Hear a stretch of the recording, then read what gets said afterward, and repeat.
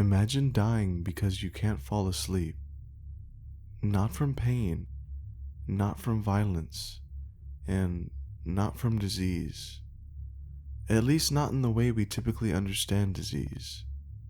No tumors, no infections, just the slow, systematic erasure of your ability to rest. A creeping, silent malfunction deep within your brain that prevents you from entering the one state every human body desperately needs. This isn't fiction or some cautionary tale from a dystopian future. This is real, and it exists. And it's called fatal familial insomnia, a genetic curse so rare and disturbing that it feels like something made up particularly by a cruel god. There is no treatment, no cure, and once symptoms begin, there's only one outcome: a waking, spiraling death in which the sufferer remains disturbingly aware. The disease belongs to a category of disorders known as prion diseases. These are among the most nightmarish in all of medicine. Prions are not viruses, they are not bacteria, they are not even alive. They are proteins that should exist harmlessly within your brain. But one day, something changes. A single prion misfolds. It twists into a shape it should have never been. And then, like a mirror teaching other mirrors how to break, it convinces the healthy proteins around it to follow suit. These misfolded prions begin to pile up. Slowly, silently, they tear your brain apart from the inside out. In fatal familial insomnia, the target of this destruction is the thalamus, the command center of your sleep-wake cycle. As it deteriorates, your body begins to forget how to sleep. But this isn't like regular insomnia. It's not a night of tossing and turning. It's not stress, it's not caffeine, it's a neurological collapse. An irreversible, unstoppable breakdown of the mechanism that allows your body and mind to disconnect from consciousness. Without it, everything breaks. The horror begins subtly. You're in your 40s, maybe even your early 50s. You begin to notice that your nights feel longer. You're restless. You wake up often. Your dreams feel fragmented, if they even come at all. It's easy to rationalize. Everyone gets insomnia sometimes. You try melatonin, sleep hygiene, maybe even a stronger prescription, but nothing works. The pills don't help, they just seem to make things worse. Instead of calming you down, they plunge you into something darker. Your eyes stay wide, your thoughts race, and slowly, sleep vanishes completely. What follows is a downward spiral divided into 4 brutal stages. Stage 1 is progressive insomnia. You begin to sweat constantly, even when still. Your heart rate increases, your pupils dilate, and your body begins to tremble, gently at first and then violently. You're still functional, but the exhaustion is etched into your face. You forget words. Your mood shifts like sand in the wind. You begin to feel the disconnect between the world and yourself, as if you're watching your life unfold from behind the glass. Stage 2 is hallucinations and panic attacks. You're not just tired anymore, you're terrified. Your body is begging for rest, but your brain doesn't know how to give it. You start to see things that aren't there. You hear voices, sometimes whispers, sometimes screams. You become increasingly paranoid. The shadows feel like they're watching you. You cry without reason. You laugh at nothing. You forget how long it's been since you last slept, because time no longer makes sense. The days and nights blur into a single, agonizing stretch of unbroken consciousness. Stage 3 is total insomnia, dementia, and motor dysfunction. You could no longer even speak coherently. Your muscles betray you. You walk like a marionette with its strings tangled. You forget faces. You forget how to chew. Some sufferers lose control of their bladders.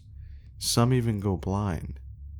But yet, they are still awake, still conscious, still trapped behind the shattered glass of their mind, aware that something is deeply, horrifyingly wrong and getting worse.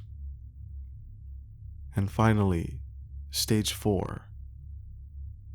Death, but not peace, not release, just the final collapse of a body and mind that have been pushed beyond the limits of endurance. There is no coma, no slipping away gently, only a brutal, endless waking until your heart simply gives up. It burns out like a motor run too long without oil, and through it all, you remain disturbingly present. One of the first and most well-known cases was that of a man named Silvano, a member of an Italian aristocratic family in Venice. In the early 1980s, Silvano began experiencing sleep disturbances. Nothing alarming at first, just trouble falling asleep. But as the weeks went on, it escalated. He tried therapy, he tried drugs, he begged for help, but no doctor could find anything physically wrong with him. The symptoms didn't fit any known profile at the time, and within a matter of months, Silvano was dead. An autopsy revealed that his thalamus, the part of the brain responsible for regulating sleep, had almost completely disintegrated. He was only 53. The more doctors looked, the more disturbing the pattern became. Silvano's father had died similarly, and so had his uncle, his cousin. They had all wasted away, sleepless and mad, dying younger than they should have, and leaving behind no clear cause of death. The family, it turned out, had believed for generations that they were cursed, and in a way they were. But it wasn't superstition. It was a mutation, a single, deadly error on chromosome 20, a change in the PRNP gene that altered the production of the prion protein, making it vulnerable to misfolding. If one of your parents carries the mutated gene, you have a 50% chance of inheriting it. There is no timeline for this. Some develop symptoms in their late 30s, others are well into their 60s, but once the disease begins, the end always comes within a year and a half, and sometimes even faster. The clock starts ticking and there's simply no way to stop it. Perhaps the most heartbreaking aspect of FFI is that it attacks entire bloodlines. A family history of sleep disorders becomes a legacy of death. Parents pass it to the children, siblings watch each other waste away, and there's no test that can tell you when, only if. Which raises a terrible, philosophical question. If you could find out whether you had this gene, would you want to know? Would you take the test, or would you rather live in ignorance, hoping you're in the lucky 50%? Some people choose not to know. They live with the uncertainty. Every night of poor sleep becomes a source of quiet dread. Every anxious thought about insomnia snowballs into existential panic. Am I just tired, or is it finally starting? Others, like Dr. Sonia Valib, make a different choice.